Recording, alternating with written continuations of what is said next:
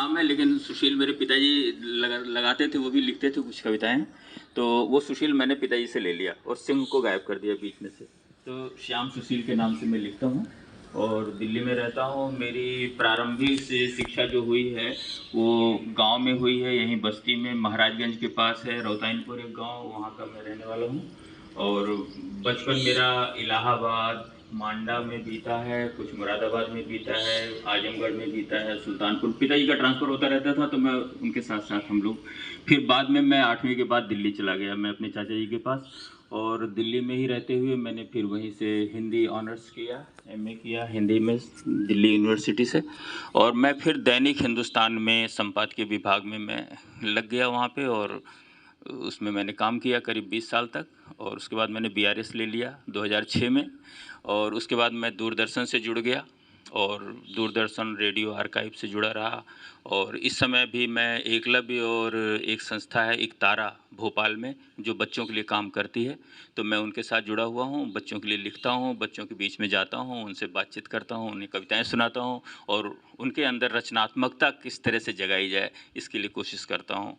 और एनसीईआरटी से भी जुड़ा हुआ हूँ मैं, उनकी वर्कशॉप में जाता हूँ। तो ये मेरा छोटा सा परिचय है।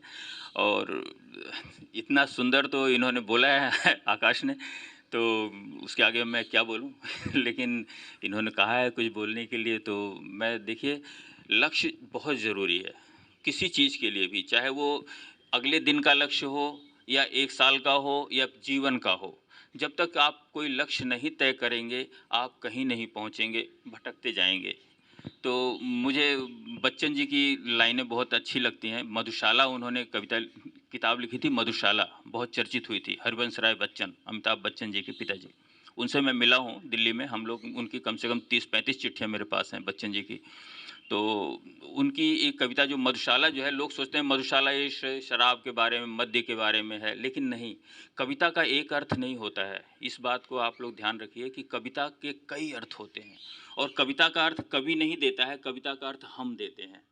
हम, हमारे जो अनुभव होते हैं उसके हिसाब से हम उस कविता का अर्थ निकालते हैं कि क्या हो सकता है। इसीलिए कबीर, तुलसी या और भी पुराने समय के जितने भी लोग हैं, हमारे जो वेद पुराण जितने भी हैं, गीता जो है उसके कितने अर्थ निकलते जा रहे हैं, अभी तक नया बना हुआ है। इसीलिए क्योंकि वो एक चीज़ पे नहीं टिका हुआ है, वो हम अर्थ हम देते हैं चीज़ों को।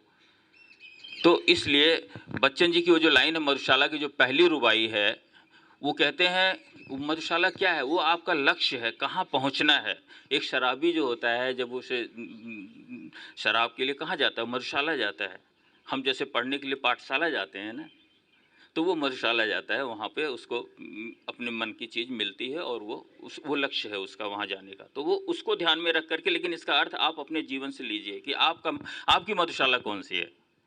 तो मदिरालय जाने से पहले, मदिरालय जाने से पहले, बहुत दिन हो गए, तो मंदिरालय जाने से पहले चलता है पीने वाला, चलता है वो। मदिरालय जाने से पहले चलता है पीने वाला, किस पथ से जाऊं असमंजस में है वह भोला भाला। कितने सारे रास्ते हैं, कौन से रास्ते से जाऊं, किस पथ से जाऊं असमंजस में है वह भोला भाला, अलग अलग पथ बतलाते सब, अलग अलग पथ बतलाते सब, पर मैं ये बतलाता हूँ, राह पकड़ तू एक चला चल, राह पकड़ तू एक चला चल, पा जाएगा मधुशाला, पा जाएगा मधुशाला। इसलिए एक राह पे चलना है। जैसे अभी आकाश बता रहे थे ना कि अगर हमें पानी निकालना है तो हम थोड़ी-थोड़ी दूर पे खोद-खोद के इतना सा देखेंगे, नहीं निकलेगा। बहुत गहराई तक एक ही जगह जाना हो तो एक रास्ता पकड़ना है, आपको तय करना है कि कहाँ जाना है, तभी आप मंजिल तक पहुँच पाएँगे। तो सबसे बड़ी सीख तो हमने बच्चन जी की रचनाओं से ये ली है। और जो मैं कविताएँ लिखता हूँ या जो आज आप ज़िंदगी जी रहे हैं, जो क्षण हम इस समय यहाँ जी रहे हैं, हो सकता है कभी बाद में जाकर के वो आपकी किसी रचना में आए, आपकी किसी कहानी में आए, आपकी किसी कविता में आए। कोई ज़रूरी नहीं कि आज ही जो हो रहा है वही आज की कविता में आ जाए। तो मैंने जो बचपन में यहाँ गाँव में जो जिया है, जो खेतों में जिया है, जो वो सारी चीज़ें मेरे मन में वो आज लिखी जा रही हैं वो कविताएँ। तो अलग-अलग तरह से। तो मैं एक आध कविता सुना देता हूँ तो जो गाँव से ही जुड़ी हुई है। तो असल में क्या होता है, चीज़ों को देखने के लिए हमें जो है देखना बहुत ज़रूरी है कि क्या चीज़ें हम देख रहे हैं, किस दृष्टि से देख रहे हैं। अलग-अलग एंगल होते हैं चीज़ों को देखने, सभी देखते हैं, लेकिन कोई उसको पकड़ लेता है, किसी को पता ही नहीं चलता है। जिस समय हमें लक्ष्य जब हमारा होता है कि इस घर में हमें जाना है, यहाँ पहुँचना है, तो आस-पास की चीज़ें उतनी नहीं नज़र, हमारा लक्ष्य यही होता है कि आज यहाँ जाना है, हमें यहाँ ये कार्यक्रम हमें करना है। तो इसी तरह से, तो मैंने बचपन में गाँव पे हम जब मैं आता हूँ तो कई बार हम मोटरसाइकिल से निकल जाते हैं गाँव के बीच से, कभी हम निकल जाते हैं जीप में बैठ कर के एक साथ कार में बैठ के निकल गए, तो हमें पता नहीं चलता आस-पास क्या हो रहा है। तो मैंने बचपन में जो चीज़ें देखी थी उसको मैंने आज मैं कविता में लिखी हैं अभी। तो ठाव-ठाव घूमा, वो कविता मैं आपको सुनाता हूँ।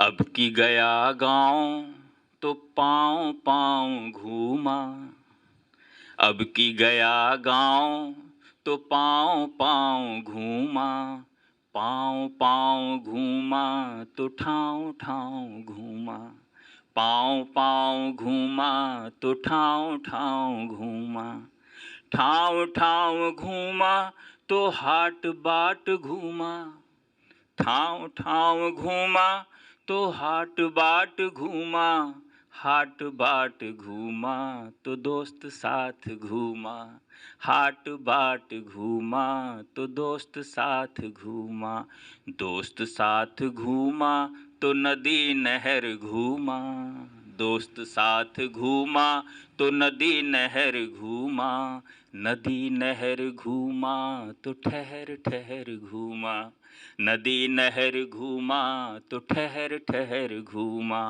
ठहर ठहर घूमा तो मेड़ मेड़ घूमा, ठहर ठहर घूमा तो मेड़ मेड़ घूमा, मेड़ मेड़ घूमा तो खेत खेत घूमा, मेड़ मेड़ घूमा तो खेत खेत घूमा, खेत खेत घूमा तो धूप धूप घूमा, खेत खेत घूमा तो धूप धूप घूमा, धूप धूप घूमा तो भाग भाग घूमा, धूप धूप घूमा तो भाग भाग घूमा, भाग भाग घूमा तो बाग बाग घूमा, भाग भाग घूमा तो बाग बाग घूमा, बाग बाग घूमा तो छाँव छाँव घूमा, बाग बाग घूमा तो छाँव छाँव घूमा, छाँव छाँव घूमा तो गाँव गाँव घूमा, छाँव छाँव घूमा तो गाँव गाँव घूमा, अब की गया गाँव तो ठाँव ठाँव घूमा, अब की गया गाँव तो ठाँव ठाँव घूमा, ठाँव ठाँव घूमा।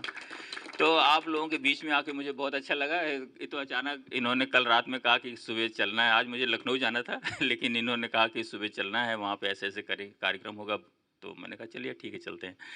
तो मैं आ गया तो और आप लोगों के बीच में आके मुझे बहुत अच्छा लगा। फिर कभी मुलाकात होगी ऐसे ही।